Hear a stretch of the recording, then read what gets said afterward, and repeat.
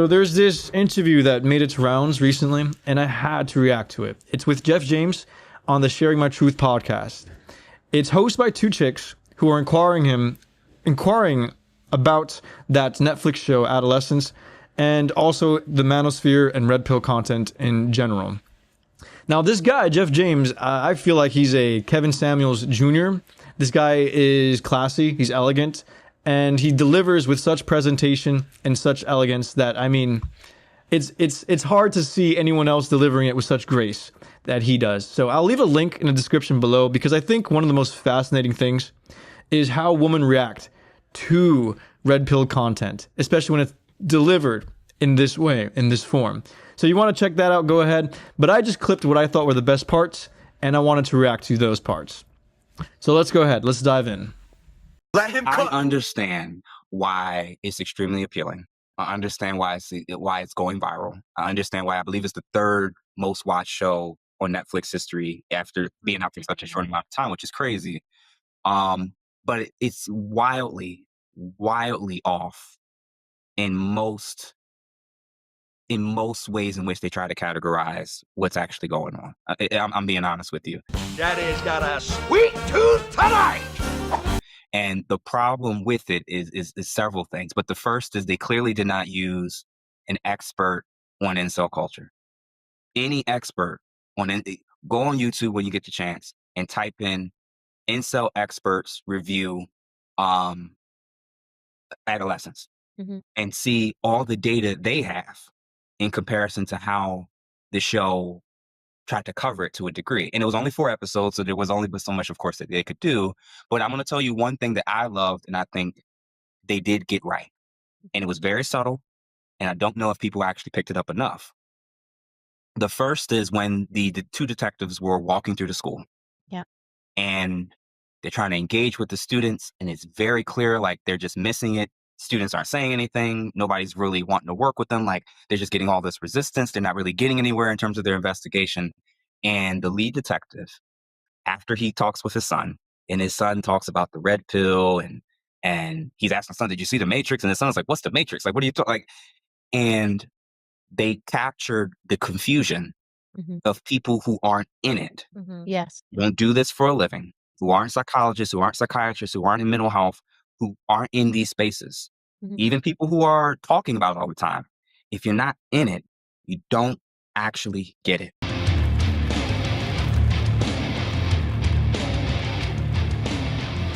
What the hell he's talking about? I think that one of those eternal truths, man.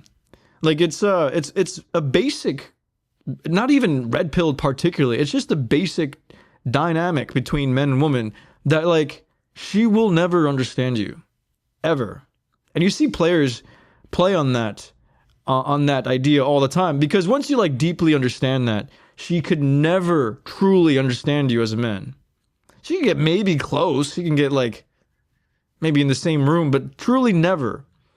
When I talked about that mountaintop thing, you don't know what it's like to be considered invisible and useless to both men and women. You don't get it. You don't know that feeling. I don't care if you're the most unattractive. If you saw the show, what was it, My 400, 500-pound Life or something like that, with these people, where they got to get cranes and break down doors to move these people. Why all these women got men? What? Great question. I've always Because still, as a woman by default, she's still going to have value with some man.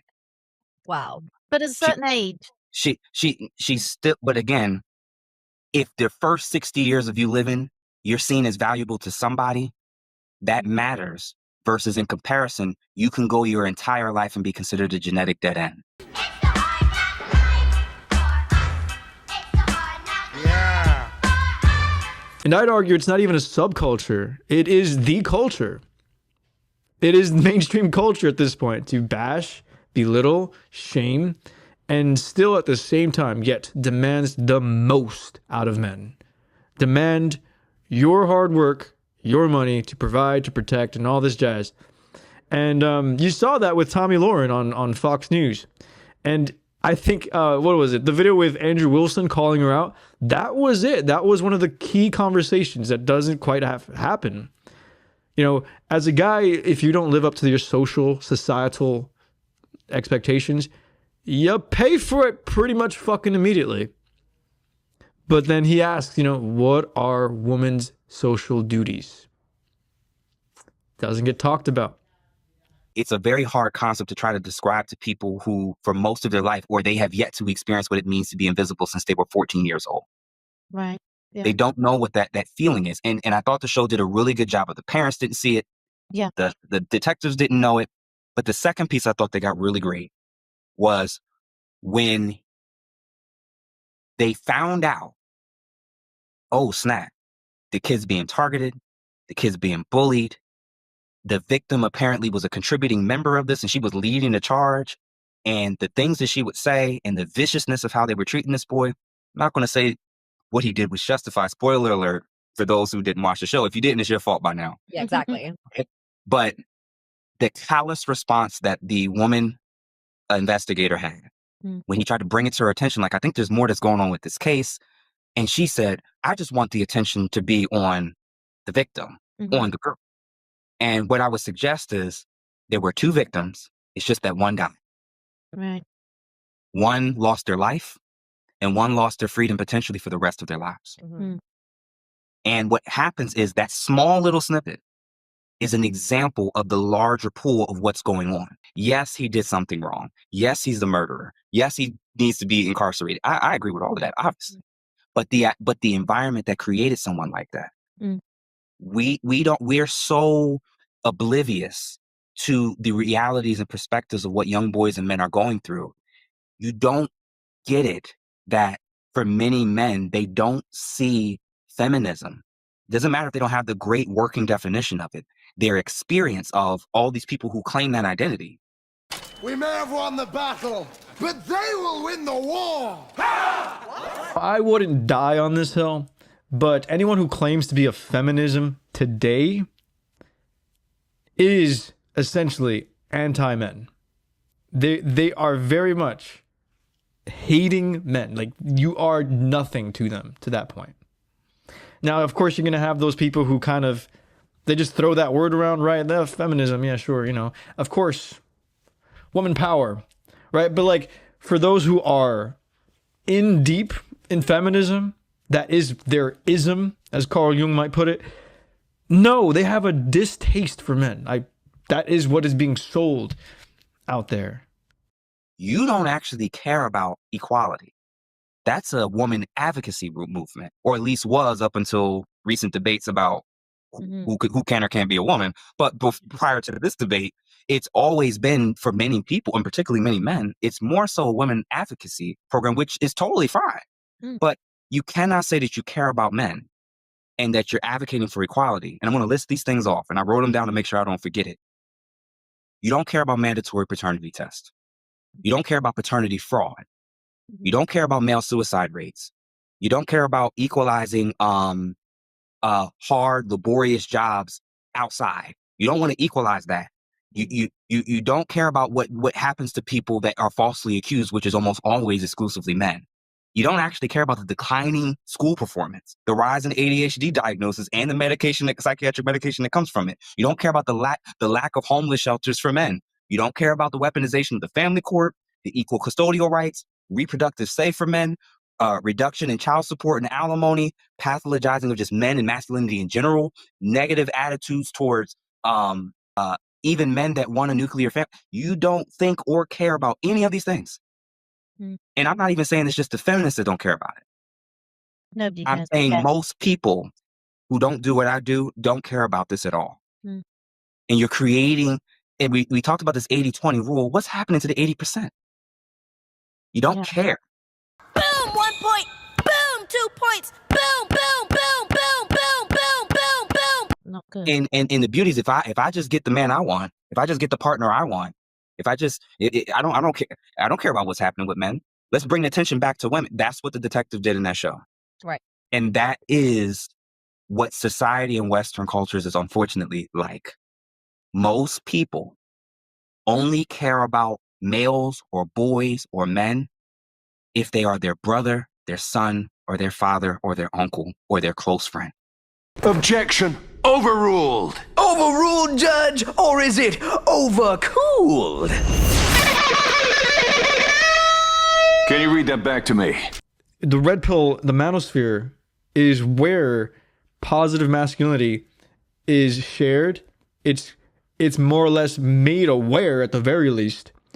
And the negative parts of femininity are at least exposed or discussed at that point, right? Female nature in essence. Because no one talks about like the negative downside about femininity. No one really talks about this at all. You're not going to find it in mainstream culture. You're definitely not going to find it at a church other than the Jezebel spirit. But it's just not, it's not nuanced enough for the average Joe. This society, in the quest to be fair to women, to improve their rights, allow the worst representatives to take it to its furthest extreme. Right. When we talk so much about misogyny, Mm-hmm.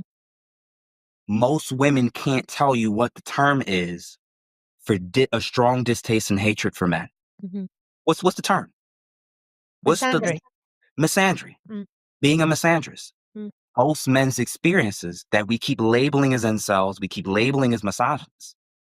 Their experiences in coworker situations, in the schools, dating, on dating apps, is that a lot of women are either misandrous or they're so reductionistic of men that if you don't have the money, you have no say and you need to shut up. And even if you do have the money, it's happy wife, happy life once I'm in your life. Yeah. That's a spicy meatball! You hear that little chuckle? Yeah.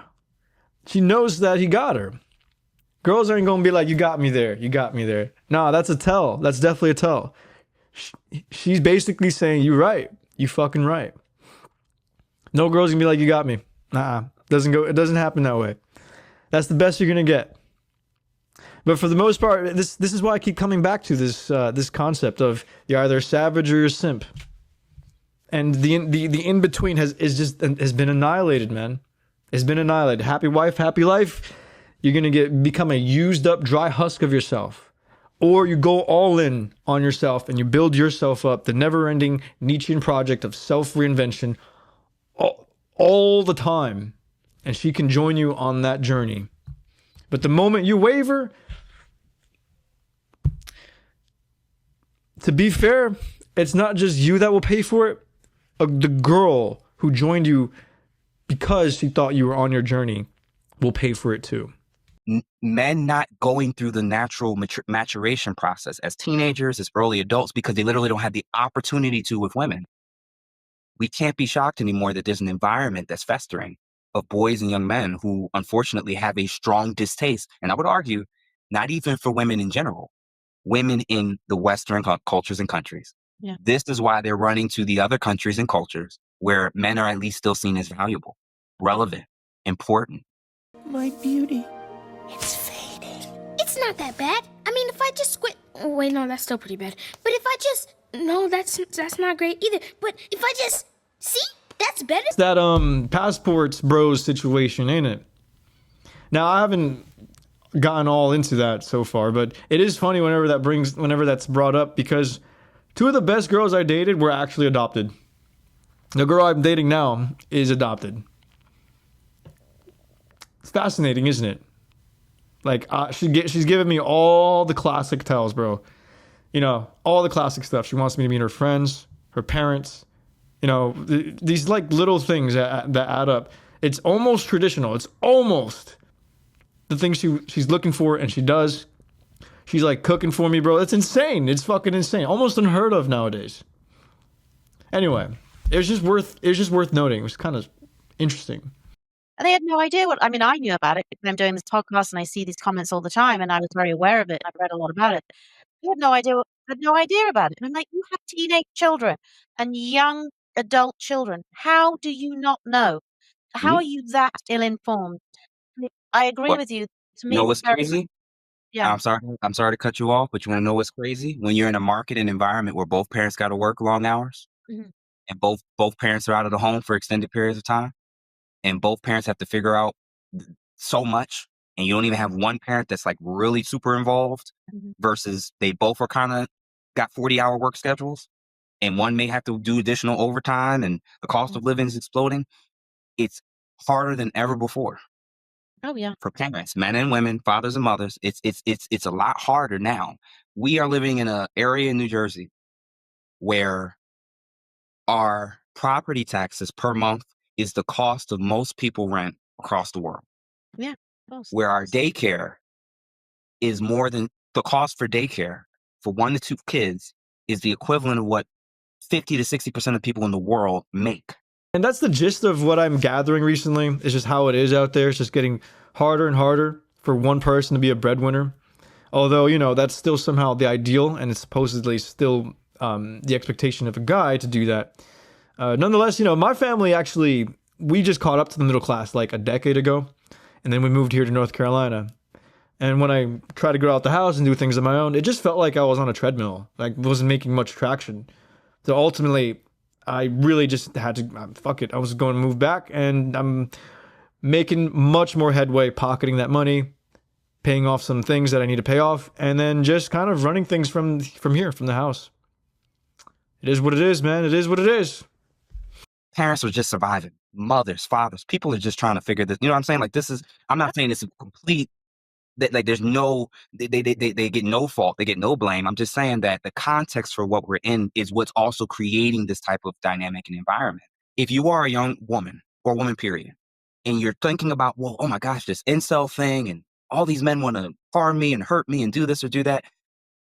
A huge percentage of the boys and men that feel that way, there's a reason why they're leading the statistics of being 4 times more likely to take their own life.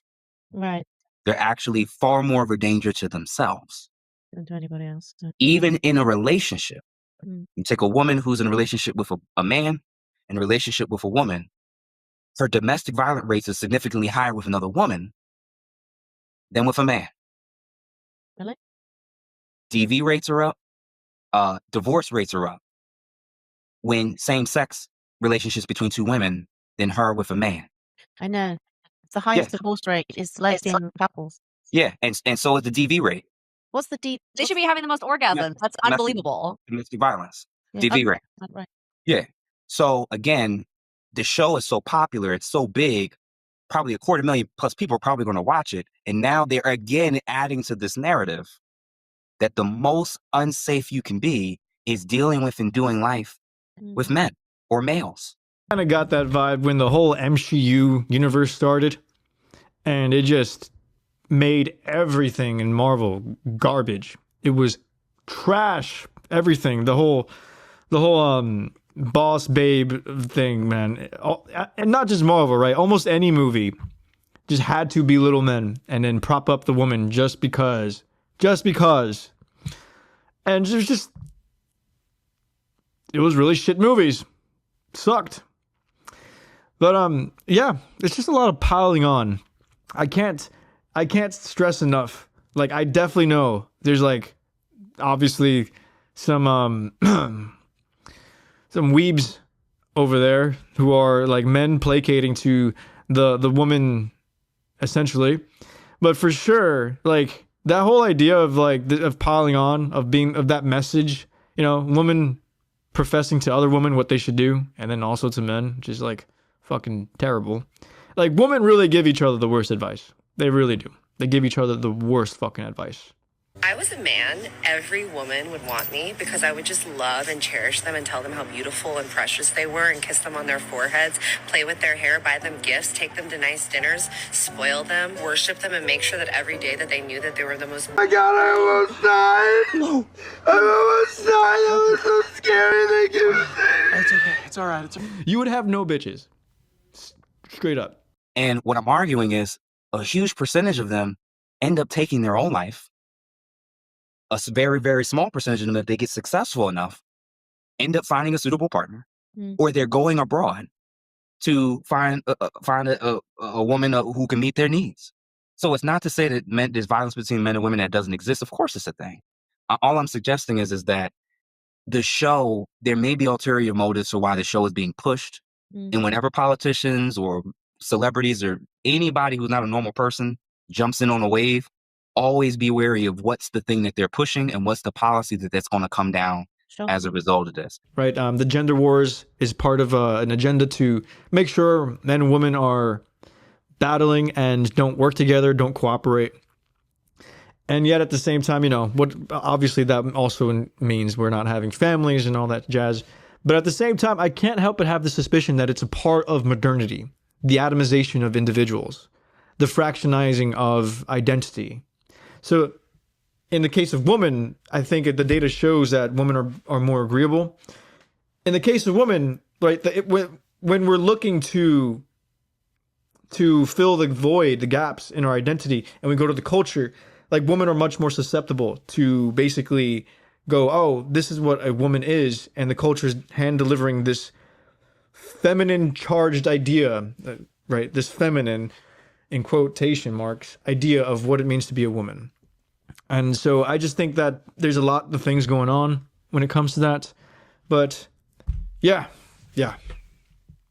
It's perfect to push something like this in a political environment when Gen Z and some millennials between men and women are splitting further than they've ever been.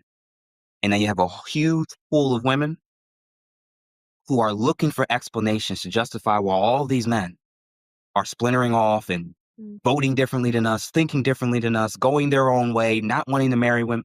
There's got to be some explanation for it. And it can't possibly be because of our decision-making, our hierarchy of what we're attracted to or not attracted to. It can't be us. It's got to be because they're all incels. Right. It's got to be because they just outright hate women. It can't possibly be because there's been an environment that's been telling them that we hate you. Can't possibly be that. It can't be society or culture or the colleges or liberal. It can't be any of those factors, or even how we treat the men who we think don't check off all about. It can't be none of that. I'll wrap it up there. I highly recommend you go watch the original video if you have the time. Again, it's long, but shout out to Jeff James. That dude seems like a really rad guy who has a good handle on the current situation. Either way, let me know what you think. Like, comment, subscribe. Would love to know your thoughts whenever. Otherwise, till next time. Deuces. Muscle man, what are those things? Those are losers, baby. You don't want nothing to do with those.